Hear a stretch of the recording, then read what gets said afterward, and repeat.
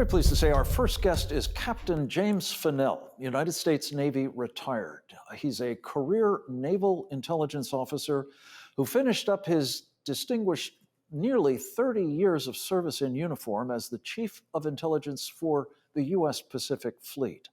He is one of our country's preeminent experts on the Chinese Communist Party, its military, and the unrestricted warfare, including the political kind, they have long waged against America.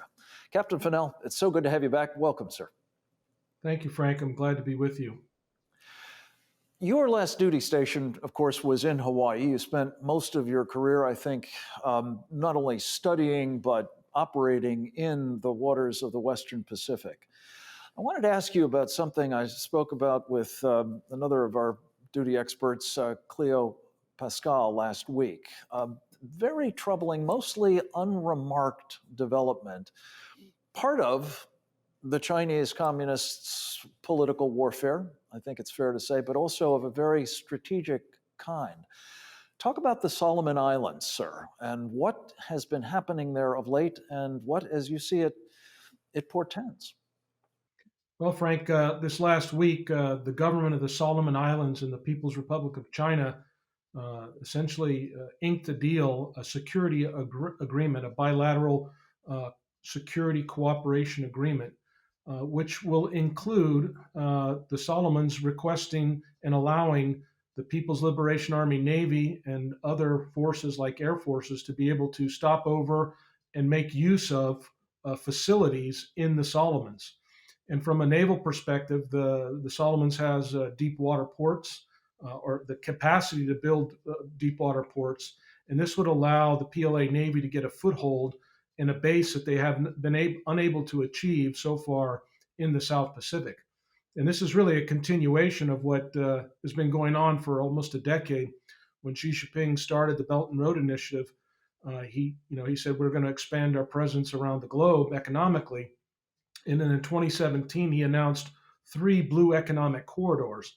One corridor through the South China Sea into the Indian Ocean, which we're all pretty much aware of, one through the Arctic, and then one through the South Pacific, which got virtually no attention. And over the last 5 years now, they've been dutifully working to achieve that. In 2019, they were able to get the Solomon Islands and the nation of Kiribati to switch their recognition from Taiwan to the PRC. And because of the COVID, I believe they were they were delayed, I think, in moving even faster because of the travel restrictions that Australia and New Zealand had put over that region. But they are now signed an agreement, or they've initialed the agreement, which allows the PRC to be able to start operating from these areas. And we saw last month PLA Navy operating in Tonga, where the United States Navy sent just a destroyer. The Chinese sent one large amphibious warship and one large resupply ship to bring relief supplies to Tonga after the big volcano that erupted there a month or so ago. And Australia also sent up an amphibious ship, but it was, had some serious material readiness problems. So China is now starting to really demonstrate through the presence of its military, showing the PRC flag in the South Pacific.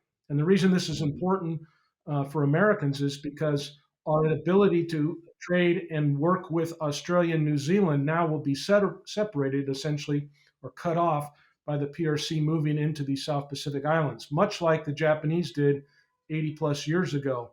And we fought there, we say Solomon Islands, but people would know the name maybe Guadalcanal and Iron Bottom Sound and Tulagi.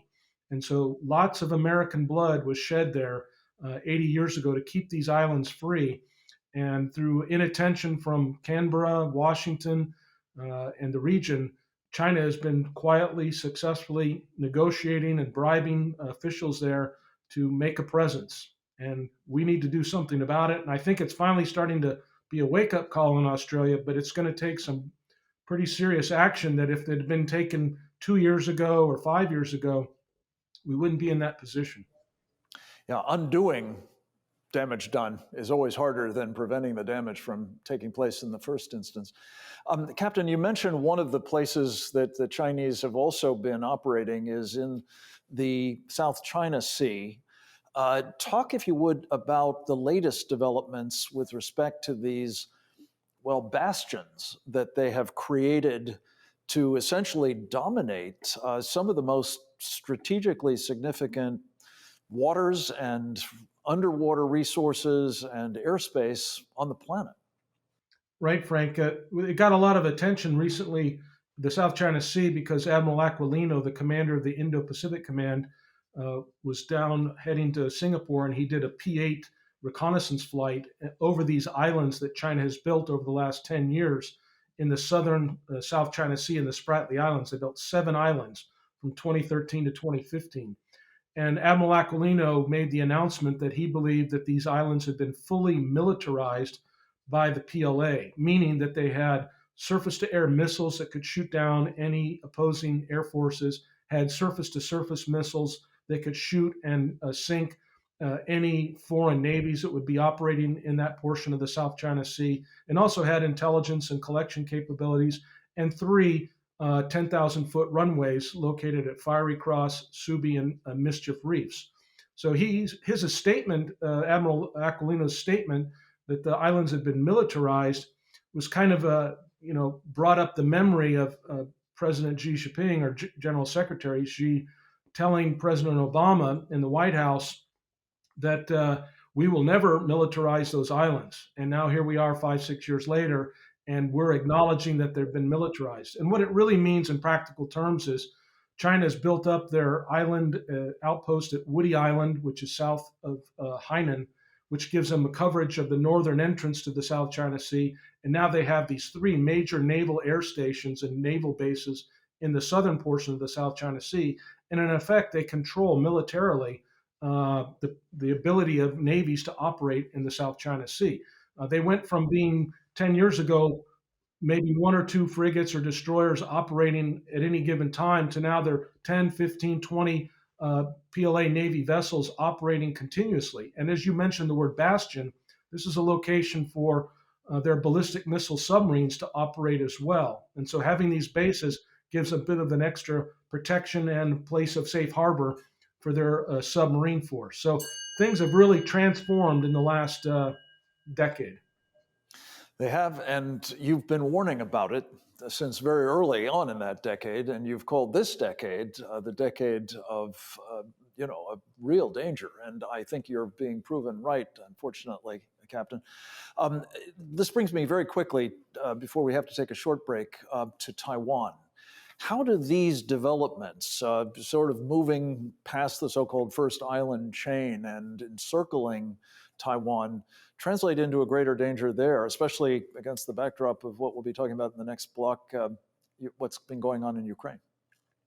Well, this expansion into the South Pacific and the consolidation of power in the South China Sea really changed the dynamic for the America to be able to defend Taiwan, because now Taiwan's entire southern and eastern flank are now becoming more and more exposed and becoming harder and harder for us to defend, not just an invasion from Taiwan's west coast, but now we have to consider PLA forces operating essentially around that island. And it complicates the challenge, and it makes our logistics train and it makes our offensive capabilities that much more at risk.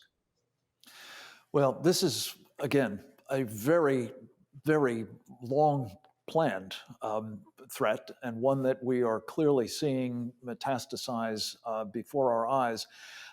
Captain Jim Fanell, you have been, as I say, both in uniform and since at the Geneva Center for Security Policy, raising the alarm about it and what it means, not just for our regional interests, for our vital ally relationships in the region, but for us here in the United States as well.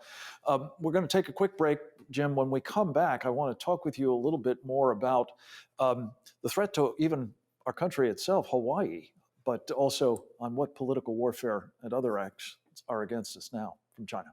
Right after this.